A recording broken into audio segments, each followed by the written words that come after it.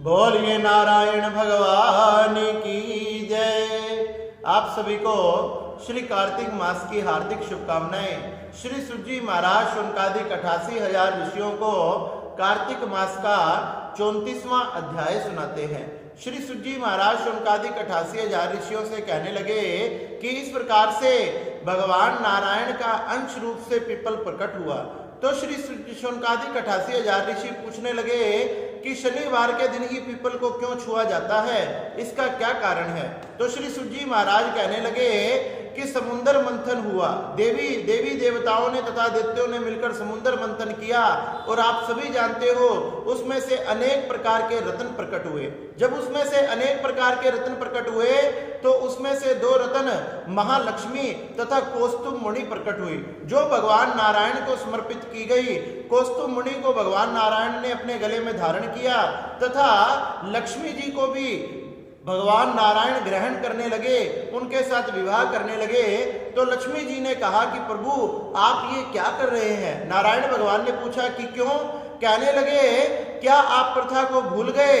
अरे जिस परिवार में बड़ी बहन कंवारी हो उसमें छोटी बहन का विवाह पहले नहीं किया जाता, इसलिए मेरी बड़ी बहन अभी तक कंवारी है, मैं छोटी हूं, मैं पहले विवाह कैसे कर सकती हूं। इसलिए कृपा करके आप सबसे पहले मेरी बड़ी बहन का विवाह कर दीजिए। तो भगवान नारायण कहने लगे कि आपकी बड़ी बहन कौन है।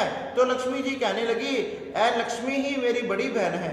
यह सब सुनकर भगवान नारायण ने विचार किया और एक उदालक नाम के महर्षि को बुलाया, उनसे प्रार्थना की। प्रार्थना करके उन्हें अलक्ष्मी के साथ विवाह करने के लिए बना लिया। अलक्ष्मी के साथ महर्षि उदालक का विवाह कर दिया गया और अलक्ष्मी का जो रूप था वो कैसे था, उसकी अवस्था वृद्धा अवस्था जैसी थी। उसके बाल रुखे थे, बड़े बड़े दांत थे, भयंकर नेत्र थे। महर्षि उदालक ने फिर भी भगवान नारायण के आग्रह को मना नहीं किया, उसके साथ विवाह कर लिया। विवाह कर कर जैसे ही अपने आश्रम की तरफ लेकर जाने लगे तो क्या हुआ, आश्रम में यज्ञ हो रहे थे, हवन हो रहा था, वेद ध्वनि मंत्र आदि का उच्चारण हो रहा था। जैसे ही ये ध्वनि लक्ष्मी के कानों में पड़ी उसने कानों को बंद कर लिया, चिल्लाने लगी, रोने लगी, विलाप करने लगी। महर्षि उदालक ने पूछा कि लक्ष्मी इसका क्या कारण है। वह कहने लगी मैं इस आश्रम में नहीं जा सकती। पूछा कारण। कहने लगी जहां वेद मंत्र आदि होते हो, भगवान का नाम होता हो, भगवान का कीर्तन होता हो, जहां पति पत्नी में आपस में प्रेम हो, अतिथि सत्कार होता हो, आपस में लड़ाई झगड़ा ना होता हो, बड़े प्रेम से सभी रहते हो, रोज भगवान का नाम लेते हो, स्नान करते हो, भगवान को अर्घ देते हो, ऐसे स्थान पर मैं नहीं रुक सकती। तो पूछने लगे तुम कैसे स्थान पर रुक सकती हो। अरे मैं तो उस स्थान पर रुक सकती हूँ जहां पति पत्नी में आपस में बनती ना हो, चोरी हो, डकैती हो, हत्या हो, ब्रह्म हत्या, गो हत्या आदि पाप से भी बड़े महापाप होते हो, जहां अतिथि सत्कार ना होता हो, किसी प्रकार का कोई धर्म का आचरण ना होता हो, भगवान का नाम कीर्तन आदि ना होता हो, ऐसे स्थान पर ही मैं सुखपूर्वक रह सकती हूँ। महर्षि उदालक ने जैसे ही सुना, महर्षि उदालक का रोम रोम मानो पुलकित हो गया हो। अब तो उनके रोंगटे खड़े हो गए। वह सोचने लगे अगर ऐसी स्त्री के साथ मैं रहूंगा तो मेरा सारा धर्म बिगड़ जाएगा, क्योंकि मैं भगवान का भक्त ठहरा और यह भक्ति से कोसों दूर है। तो महर्षि उदालक ने कहा कि तुम चिंता मत करो, मैं तुम्हारे लिए कोई ऐसा ही स्थान ढूंढ कर लाता हूँ, इतने समय तक तुम इस पीपल के पेड़ के नीचे निवास करो। वह पीपल के पेड़ के नीचे बैठ गई और महर्षि उदालक वहां से चले गए। जब महर्षि उदालक को गए हुए बहुत समय व्यतीत हो गया और वह लौट कर नहीं आए तो लक्ष्मी जोर जोर से रोने लगी।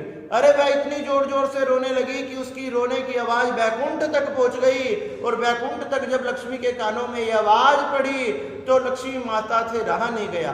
भगवान विष्णु से प्रार्थना करी, हे भगवान विष्णु, हे भगवान नारायण, आप मेरी बहन के दुख को दूर कर दीजिए, उसका पति ने उसे त्याग दिया है, वह इस दुख को सहन नहीं कर पा रही। लक्ष्मी जी की प्रार्थना पर भगवान नारायण तथा लक्ष्मी जी लक्ष्मी के पास पधारे। कहने लगे कि देवी तुम विलाप मत करो, मैं तुम्हें स्थान प्रदान करता हूं, यह पीपल मेरा ही अंशा अवतार है, आज से तुम इसकी जड़ में निवास करोगी। सभी स्त्रियां तुम्हारा पूजन करेगी, जल समर्पित करेगी, रोली गंध अक्षत पुष्प आदि से तुम्हारा पूजन करेगी, और जो स्त्री तुम्हारा पूजन करेगी उसके घर में तुम्हारी छोटी बहन लक्ष्मी का वास होगा।